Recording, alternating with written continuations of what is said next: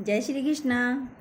आज बात करते हैं परिवार के टूटने की वजह, फैमिली वैल्यूज़ की बातें करते हैं। ठीक है, चलिए, ज़्यादा बड़ी नहीं है, छोटी ही है वीडियो, और अच्छी लगे तो सब्सक्राइब ज़रूर कीजिए। और बहुत अच्छी है कि परिवार को कैसे बचाना चाहिए टूटने से, बिखरने से। आज जो हमारी बातें सुन रहे हैं, कुछ हमसे बड़े होंगे, कुछ छोटे होंगे, कुछ हम उम्र होंगे, तो सुनिए। ये सारी वैल्यूज़ कहाँ से शुरू होती हैं? संस्कार। राम की कहानी में परिवार का क्या महत्व है? संस्कार का क्या महत्व है, इस पर हम बात करेंगे। ये संस्कार हमें राम जी की फैमिली से मिलते हैं, रामायण से मिलते हैं, हर एक पात्र से मिलते हैं। हमें कैसे रहना चाहिए। जिस भी आंगन में बुजुर्गों का पेड़ अभी तक खड़ा हुआ है, यानी जिस घर में बुजुर्ग हैं, वहाँ के आनंद की तो कोई सीमा ही नहीं है। जिस घर में बुजुर्ग हैं, वहाँ के आनंद की कोई सीमा नहीं है। परिवार को ये ज़रूर जानना चाहिए कि पता होना चाहिए कि परिवार चलता कैसे है। हमारे बच्चों को नहीं पता, बड़ों को पता है परिवार कैसे चलता है, परिवार कैसे चलाया जाता है। गाड़ी चलाने वाले ड्राइवर पर भी आपकी दृष्टि होनी चाहिए, काम करने वाले कर्मचारी पर भी आपकी दृष्टि होनी चाहिए। घर में कोई काम कर रहा है, ऑफिस में कोई काम कर रहा है, सब पर आप देखो कौन कैसा है। क्योंकि घर में यदि एक मंत्रा निकल जाए तो परिवार टूट जाता है, और एक राम निकल जाए तो घर में, परिवार में सारे सुखी हो जाते हो, खुशहाली आ जाती है। दशरथ जी ने राम जी से कहा, तेरी माँ कैकेयी मुझसे गलत काम करा रही है, और तू तो सेनापति है, सारी सेनाओं का कंट्रोल तेरे हाथ में है, तू मुझे गिरफ्तार कर और जेल में डाल दे। इससे मेरा वचन भी भंग नहीं होगा और तेरा राज्याभिषेक भी हो जाएगा राम। अब लक्ष्मण राम जी से कहते हैं, तुम धनुष बाण कंधे पर धारण किए हुए हो भाई, और घर में ही अत्याचार हो रहा है। क्यों हो रहा है अत्याचार घर में ही? भैया, आप कहते हो अत्याचार सहना गलत बात है, तो आप अत्याचार क्यों सह रहे हो?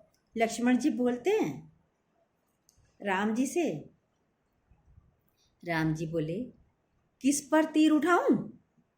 लक्ष्मण से बोले, उस माँ पर जिसके पास मैं रात को जाकर सोता था, या उस पिता पर जिसने एक बार शीशे में देखते, आईने में देखा कि सफ़ेद हो गया है और मेरा राज्याभिषेक कर दिया, या इस भरत पर, पाप भी जिसकी सोच की सीमा के बाहर बाहर खड़ा होकर प्रणाम करता हो, यानी उसको जरा सा भी पाप नहीं है। किस पर तीर चलाऊं? बताओ लक्ष्मण, किस पर चलाऊं मैं तीर? ये है संस्कार। पर आप, मेरी बहनें, बेटियां, रात में दिन में टीवी में क्या देख रहे हो? एक सीरियल में 3 बहुएं हैं, छोटी बहू बड़ी की बुराई कर रही है, बड़ी बहू छोटी की बुराई कर रही है, बड़ी छोटी बिजली किसी तीसरी की कर रही है। यही तो है। टीवी में क्या है? घर घर की कहानियाँ, यही चलता है। तुम्हारे पास एक चीज़ बची है जिसे पाने के लिए पश्चिम पागल है, पागल। वो क्या चीज़ है? वो है तुम्हारे संस्कार। कोई भी सीरियल देख लो टीवी में, किसी में हत्या हो रही है, किसी में बलात्कार हो रहा है, किसी में गंदी बातें हो रही हैं, यही सब दिखाया जा रहा है ना। टीवी में क्या दिखाया जा रहा है? एक लड़का है, प्रेम किसी से करता है, शादी किसी से करता है, और उसके साथ साथ भी तीसरा एक अफेयर और चल रहा है। ये सभी दिखाया जा रहा है जो बाहर विदेशों में हो रहा है। अब बताओ, क्या हमारे भारत के किसी भी परिवार में ऐसा होता है? एक परिवार भी बता दो कि एक परिवार में किसी का बच्चा ऐसा कर रहा है, पर नहीं, हमारे यहाँ नहीं होता। ये पाश्चात्य संस्कार हैं, पश्चिम के। पर आप लोग क्या देख रहे हो? जब आप बड़े देखोगे तो छोटे तो देखेंगे ही।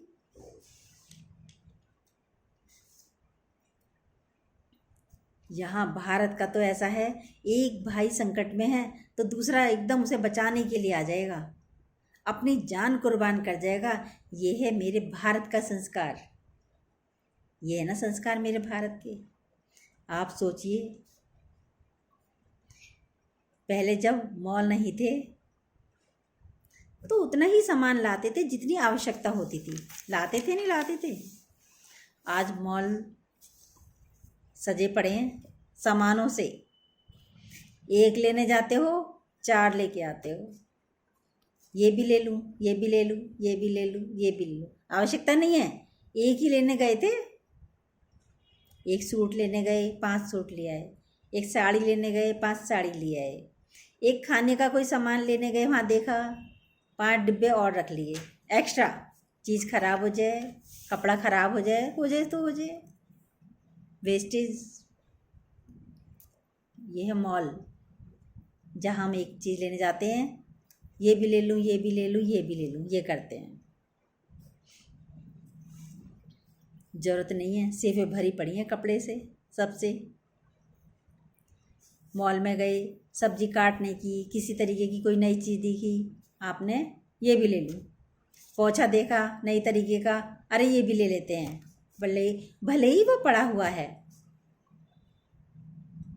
और अब, पहले दुकानें थी, फिर मॉल हुआ, और अब तो मॉल भी बंद। कौन जाए? ज़रूरत ही नहीं है। अब आप मोबाइल पर ही सब चीज़ें मिल रही हैं। मीशो, अमेज़ॉन, फ्लिपकार्ट, आप जो मन चाहे मंगा लीजिए। मोबाइल देखिए, उसमें दिखाया जाता है एक सुंदर सी लड़की सूट पहन के दिखा रही है, साड़ी पहन के दिखा रही है, आपको बहुत सुंदर लग रही है। आपने मंगा भी लिया, घर पे आ भी गई, देखा तो कपड़ा ही खराब, बेकार, कोने में पड़ा है। ऐसे ही होता है ना। घर पे आने के बाद वो सुंदर भी नहीं लग रही जो उसमें सुंदर लग रही थी मोबाइल पर। ये ही है माया, जिसकी सिर्फ छाया दिखाई जाती है, छाया दिखती है, वस्तु तो है ही नहीं। छलावा। समझो। अब एक बताते हैं, संस्कार बताते हैं। बहुत सारे संस्कारों की बातें करेंगे आज। एक लड़की छोटे भाई को पीठ पर बांधकर पहाड़ पर चढ़ रही थी। चढ़ते चढ़ते उसका सांस फूलने लगा। ऊपर से उतरते हुए कुछ मवेशी चराने वाले मिल गए। उन्होंने कहा, इसे नीचे उतार दो, भारी है बहुत। तो लड़की बोली, भारी नहीं है, ये मेरा भाई है, भाई, भारी नहीं है, ये मेरा भाई है।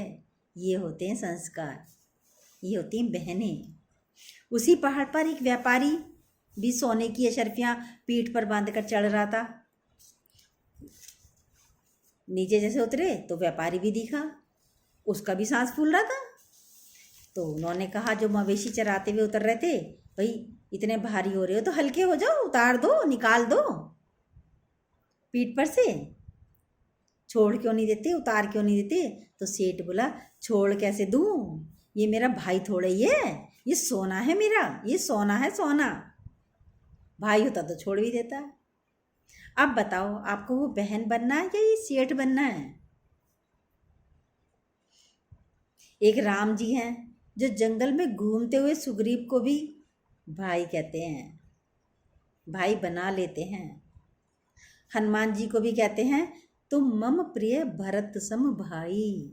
हनुमान जी को भी कहते हैं, तुम मम प्रिय भरत सम भाई। फिर तुलना करना, तुम राम की तरफ खड़े हो या रावण की तरफ खड़े हो। करो तुलना, किसकी तरफ खड़े हो? रावण के 10 सिर थे, यानी 10 सिर के बराबर IQ थी। 10 सिर नहीं थे, ये तो रामलीला में दिखाया जाता है। 10 सिर के बराबर IQ यानी बुद्धि थी। रावण पुलस्त ऋषि का नाती था, भगवान शंकर जिसके गुरु थे, जिसने शिव तांडव स्रोत की रचना करी थी रावण ने, उसे उसके घर में एक वनवासी ने जाकर मार दिया, क्योंकि प्राप्त और पर्याप्त की बात थी। प्राप्त और पर्याप्त की बात थी। राम को शूर्पणखा प्रस्ताव देती है। हमारे संस्कार देखिए, ये राम जी हमें संस्कार देने के लिए आए हैं। राम को शूर्पणखा प्रस्ताव देती है कि मुझसे शादी कर लो। राम जी मना कर देते कि मेरी शादी हो गई। फिर लक्ष्मण के पास जाती है, तब लक्ष्मण जी भी मना कर देते हैं। यह है संस्कार, यह है राम, जो जंगल में भी मिले हुए अश्लील, असंस्कारी, अपरिवारिक अफसर को ठुकरा देते हैं। और एक है रावण, जो पंच कन्याओं में पूजित माता मंदोदरी का पति होने के बावजूद भी सिर्फ इतना सुनकर कि 2 वनवासी हैं, उनके साथ एक बहुत सुंदर स्त्री है, उसे पाने के लिए उसके पीछे लग जाता है। इसलिए उसके कुल का नाश हो जाता है। 1 लाख पूत 1.25 लाख नाती, जिस रावण घर दिया ना बाती। परिवार में 1 लाख पूत 1.25 लाख नाती थे रावण के। उसके घर में दिया जलाने वाला कोई भी नहीं बचता। मैं इतना कहना चाहती हूँ, यदि मेरे बोलने से 10, 20, 100, 200 पर असर पड़ता है तो सोचो मेरा बोलना सफल हो गया आज। अच्छे संस्कार लो, अच्छी बातें करो, अच्छा कैरेक्टर होना चाहिए। यूक्रेन और रूस दोनों भाई थे, आज एक दूसरे के खून के प्यासे हो गए। निरपराध लोगों को मार रहे हैं दोनों ही, पर मरवा कौन रहा है? वो तीसरा बैठा हुआ। वो यूक्रेन से कहता है तू चिंता मत कर, मैं हथियार दूंगा, मैं तेरे साथ हूँ। ऐसे बहुत से लोग आपको मिलेंगे परिवार में, बाहर खड़े हुए, जो आपकी बेटी को, बहुओं को, बेटों को सिखाएंगे घर में लड़ाई जारी रखो, हम तुम्हारे साथ हैं। पर वो तुम्हारे साथ नहीं है, वो अपने ही साथ हैं, वो अपना ही भला कर रहे हैं, तुम्हारा भला नहीं कर रहे। वो जो भी व्यक्ति ऐसी बात करे, चिंता मत करो, मैं तेरे साथ खड़ा हूँ, अपने भाई के खिलाफ हो जा, समझ लेना वो आपके साथ नहीं खड़ा हुआ है। ध्यान रखना, आपकी पारिवारिक शांति में तब तक सफलता नहीं हुई जब तक सफलता बनी हुई है जब तक बाहर खड़ा हुआ एक आदमी जो आपको बहकाता है और आप उसकी चपेट में नहीं आते। घर की शांति तब तक है जब बाहर खड़ा हुआ व्यक्ति के बहकावे में आप नहीं आते। और भड़काए में कोई आपको भड़काए तो समझ लेना मंत्रा आपके दरवाजे पर आ गई। आपको अपनी अयोध्या कैसे बचानी है, अब ये सोचो। ये तो आपको अकल होनी चाहिए ना, कौन क्या कर रहा है, कैसे कर रहा है, क्यों कर रहा है। राम से सब छिना पर सब कुछ मिल भी गया, क्यों परेशान होते हो। जो आपके पास है जब तक इसे पर्याप्त मानते रहोगे तो सुखी रहोगे, और जो आपके पास नहीं है, दूसरे के पास है, उसे प्राप्त करने की कोशिश करोगे तो आप दुखी हो जाओगे। समझे? हमें टीवी में क्या दिखाया जा रहा है आजकल? 3 बहुएं हैं, आपस में लड़ रही हैं, छोटी बड़ी की बुराई कर रही है, बड़ी छोटी की बुराई कर रही है, यही दिखाया जाता है। और हम भी वो देख के बड़े खुश हो रहे हैं। मझली तीसरी की कर रही है, महिलाएं करवा चौथ पर एक दूसरे से पूछती हैं, तेरे पति ने तुझे क्या गिफ्ट दिया? गिफ्ट देने से ही प्रेम होता है? चलो, शादी में यदि गिफ्ट देने से प्रेम होता है तो शादी में कोई डायमंड का सेट किसी को चढ़ा दे, तो क्या आपको विश्वास है कि उनका तलाक नहीं होगा, कभी लड़ाई झगड़ा नहीं होगा?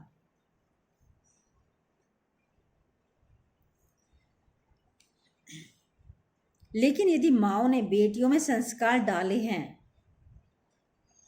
डाले हो कि जिस घर में जा रही हो उस घर में जो माँ है वो भी बेटा माँ है तुम्हारी, और जिस पिता ने अपने पुत्रों में संस्कार डाले हो कि बेटा जिस घर की बेटी ला रहे हो, जितना तुम्हारा हक है इस घर पे उतना ही उस बेटी का भी हक है इस घर पर,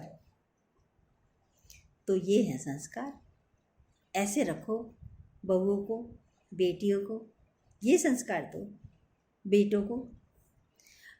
अब बड़ों की बात सुनो। अगर जामवंत जी ना होते तो राम जी माता सीता तक नहीं पहुंच पाते, इसलिए बड़ों का होना जरूरी है। कोई बंदर कह रहा था मैं तो 40 किलोमीटर तक जा सकता हूँ, कोई कह रहा था मैं 10 किलोमीटर तक जा सकता हूँ, कोई कह रहा था मैं 5 किलोमीटर तक जा सकता हूँ। जामवंत जी जानते थे कि हनुमान जी जा सकते हैं, बस भूल गए अपनी शक्तियों को। तो उन्होंने उनकी शक्तियाँ याद दिलाई हनुमान जी को, और याद आते ही वो चले भी जाते हैं। इसलिए हर घर में जामवंत यानी बुजुर्गों का होना जरूरी है, समझे? जब तुम थक जाओ तो तुम्हारे कंधे पर हाथ रखकर कहें बेटा मैं तेरे साथ हूँ। पिता हो, बाबा हो, दादा हो, कोई भी हो, बड़ों का जब हाथ आता है तो हमें शक्ति आ जाती है कि तू घबरा मत, कर इस काम को, मार उछाल, हम तेरे साथ खड़े हैं। लेकिन पर हम अपने बुजुर्गों को भार समझते हैं, सोचते हैं तो बूढ़े हो गए, इनमें बुद्धि नहीं है। जहाँ ऐसा सोचेंगे ये गलत होगा, आप खुद ही कमज़ोर हो जाते हो। यदि चाहते हो कि तुम्हारा बेटा तुम्हारा आदर करे तो अपने पिता का आदर करना शुरू कर दो, और यदि चाहते हो जो तुम्हारी बेटियां दूसरे के घरों में गई हैं उन्हें प्रेम मिले, स्नेह मिले, तो आप अपनी बहू को प्यार करो, स्नेह करो। ये है संस्कार।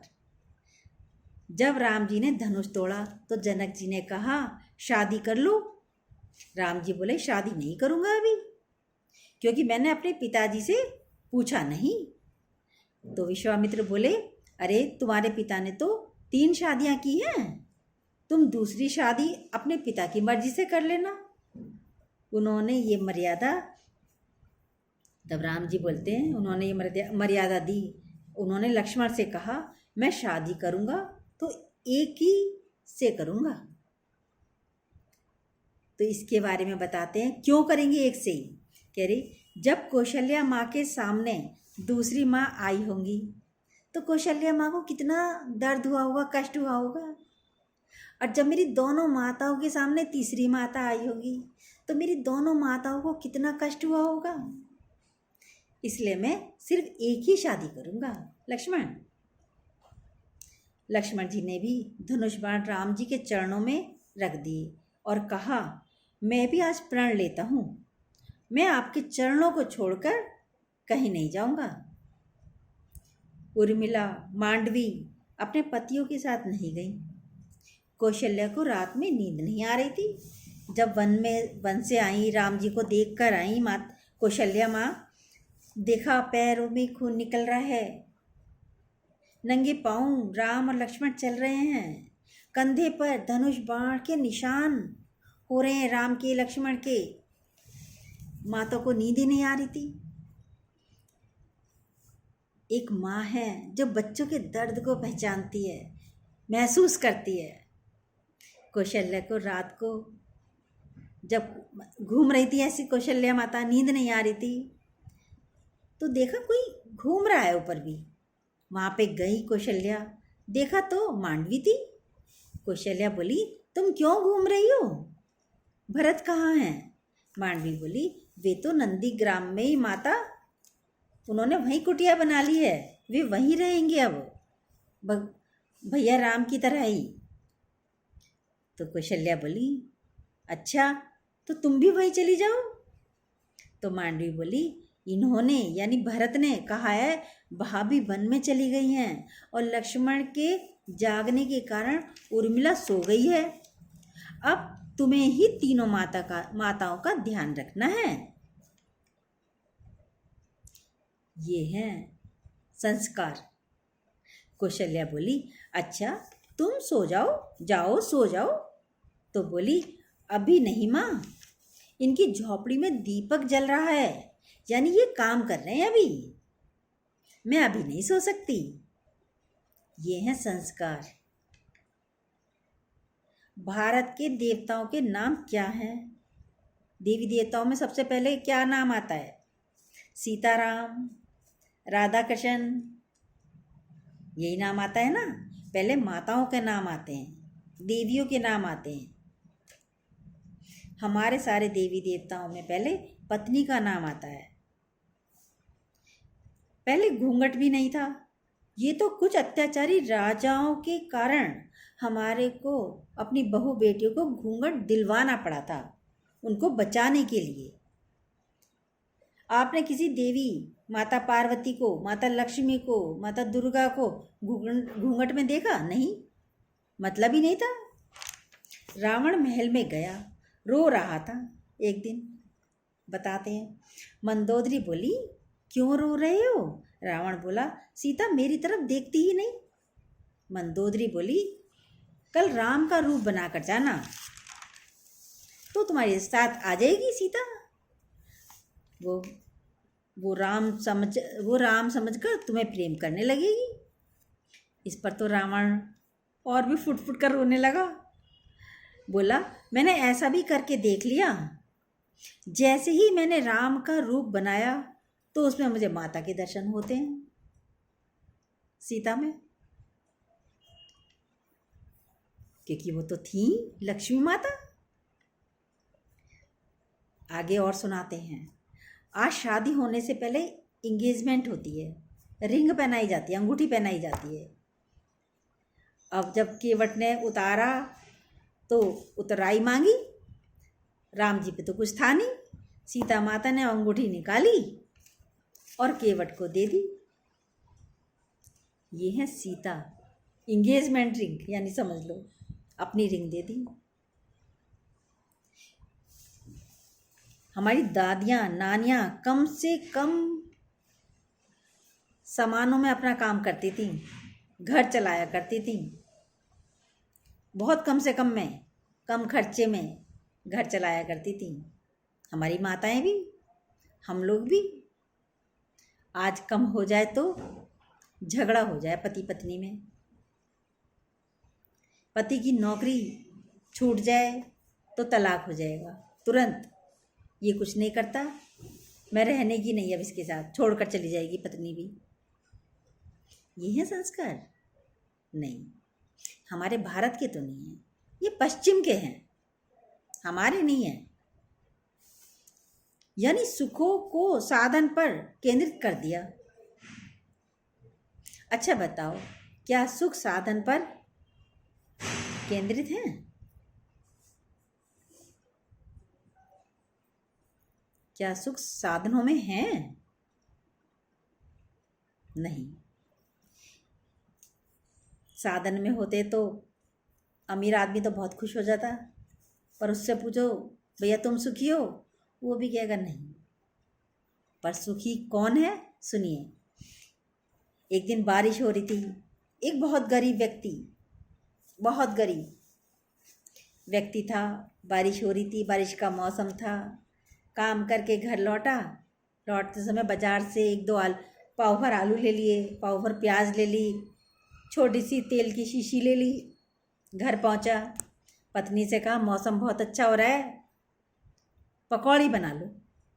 वो पकौड़े बनाती है, दोनों अपना बैठते हैं, खुश होकर खाते हैं तो कौन सुखी है। और रात को सोते समय भगवान के शुक्राने बोलते हैं, अरे क्या मौसम है भगवान आपका, क्या पकोड़े कितने अच्छे लग रहे हैं बारिश के मौसम में। ये है खुशी। तुम अच्छी कोठरियों में, फ्लैटों में भी रह के खुश नहीं हो, दुखी हो। और जो खुश नहीं रहते वो क्या करते हैं, आत्महत्या, ड्रग्स लेना शुरू, शराब लेना शुरू कर देंगे।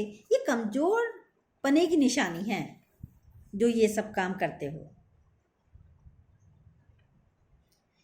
ये राम की कहानी हमें संस्कार सिखाती है, कैसे रहना चाहिए। कितने कष्ट आए, उन्होंने तो कोई शराब नहीं ली, उन्होंने तो कोई ड्रग्स नहीं लिया, वनों में 14 वर्ष वनवास चले गए सब कुछ छोड़ के।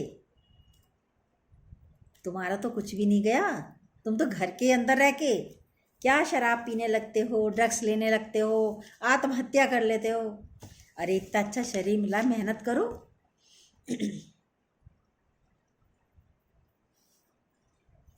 ये राम की के संस्कार, राम की कहानी हमें मजबूत करती है, एक पति की तरह, एक बेटे की तरह, एक भाई की तरह।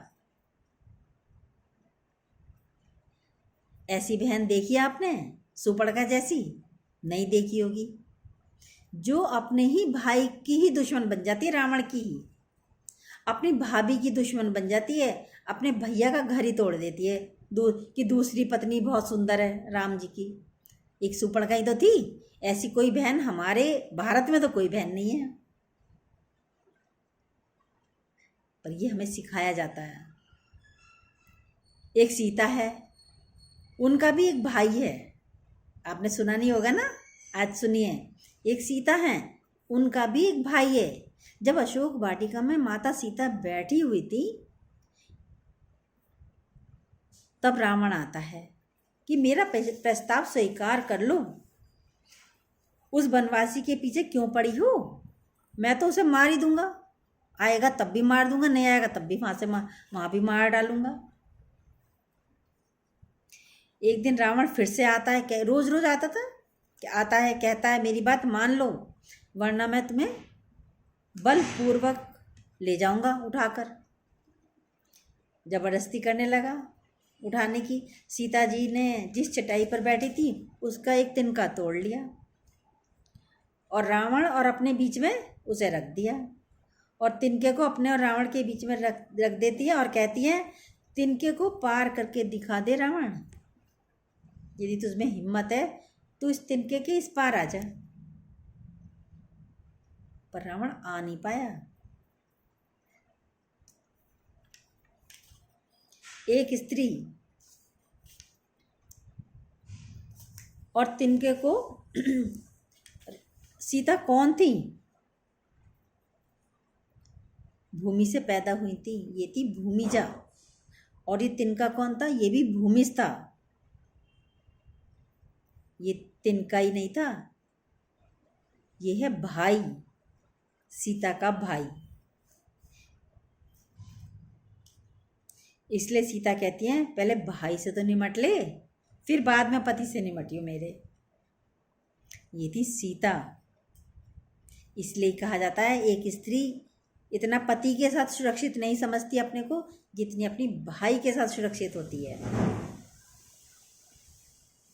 ये हैं संस्कार, और जहाँ अच्छे संस्कार होंगे वहाँ परिवार नहीं टूटेंगे। टूटेंगे परिवार? नहीं टूटेंगे। सहनशीलता होनी चाहिए, धैर्य होना चाहिए, धीरजता होनी चाहिए, तो परिवार क्यों टूटेंगे? इसलिए रामायण पढ़नी जरूरी है। राम जी के संस्कार, रामायण ऐसे ही नहीं लिखी गई, राम जी ने जन्म ऐसे ही नहीं लिया, हमें सिखाने के लिए। यह मेरा भारतवर्ष। पाश्चात्य संस्कार नहीं अपनाओ, मेरे भारत के संस्कार अपनाओ। ठीक है? जय श्री कृष्णा।